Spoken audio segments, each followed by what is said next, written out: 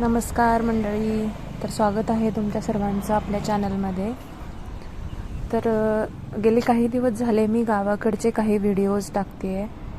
तुमचा खूप छान रिस्पॉन्स येतो आहे मला. तर गावाकडचं जीवन कसं असतं बघा, साधं सोपं आणि ओबडधोबड. तर मी इकडे माझ्या सासरला आली आहे. आईंनी आमच्या खायला धपाटे, आमच्या आजीने भाजी केली आहे, तांदूळाची दही आहे आणि गवारीची शेंग बनवली आहे. तर कोणाकोणाकडे असे धपाटे बनवले जातात मला कमेंट करून नक्की सांगा. आणि तुम्हाला व्हिडिओ माझे आवडत असतील तर नक्की लाईक, शेअर आणि सबस्क्राईब करा. कमेंटमध्ये सजेशन्स द्या.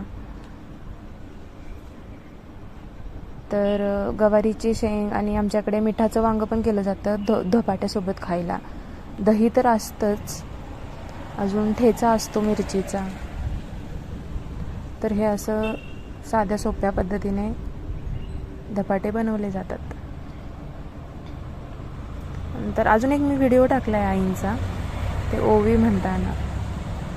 त्याला पण खूप छान रिस्पॉन्स आला आहे सर्वांचा.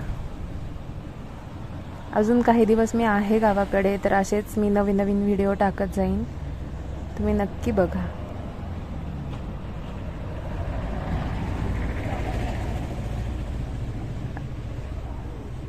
आणि अजून एक आपल्या चॅनलवरती ना मी आपल्या पांढरी गाय असते ना, तिचा पण एक व्हिडिओ टाकला आहे. तो पण बघा, खूप सुंदर आहे.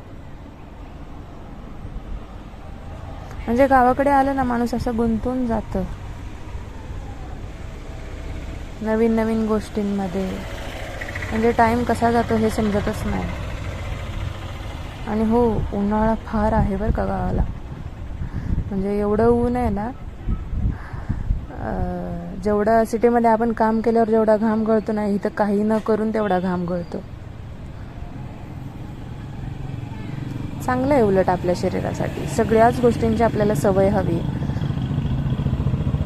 थोडाफार घाम पण निघाला पाहिजे, उकाड्याची पण सवय पाहिजे. सारखंच थंड थंड म्हणल्यावरती. तर बघा, हे असं छान दही, धपाटं आणि गवारीची शेंग. या तुम्ही पण जेवायला.